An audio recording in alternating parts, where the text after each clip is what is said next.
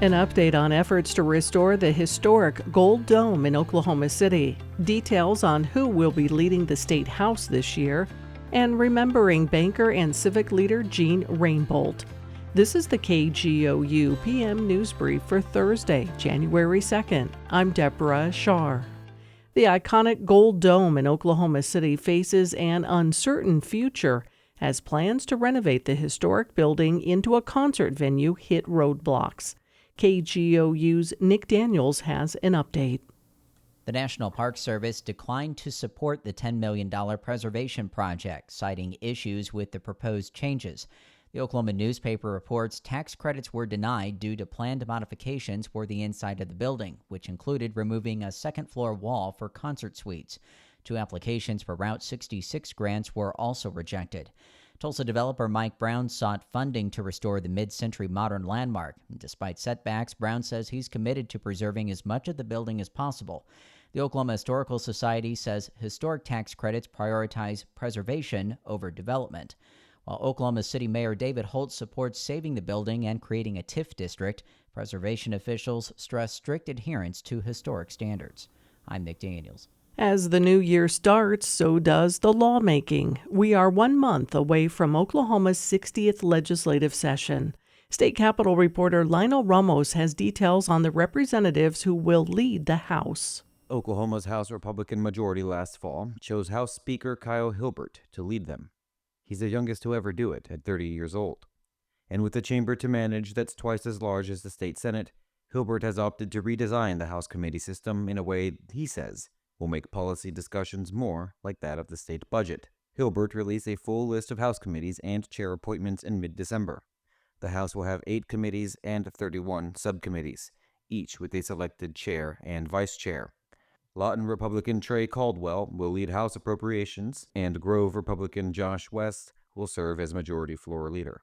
In Oklahoma City, I'm Lionel Ramos. After a back-and-forth lawsuit between the Muskogee Nation and the city of Tulsa, an agreement may be on the horizon.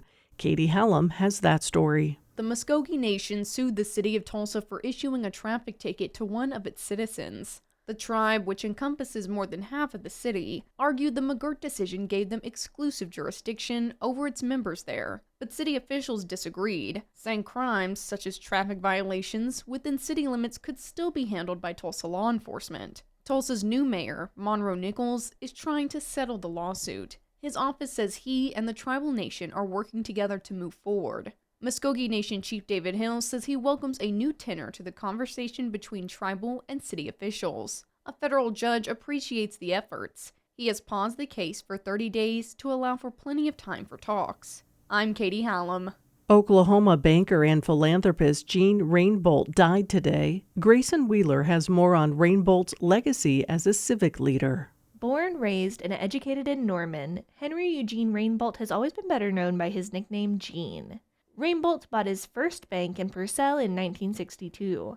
Nearly 3 decades later, his holding company founded Bank First, now Oklahoma's largest state-chartered bank with more than 100 locations in 60 communities. Gene and his wife Janine lent their financial and advisory support to many philanthropic causes, notably at the University of Oklahoma and Oklahoma Medical Research Foundation. In August, Rainbolt told the Rotary Club of Oklahoma that school funding, from pre-K to higher ed, is the most pressing matter in Oklahoma. Education is the single lever that changes any society. Rainbolt was 95.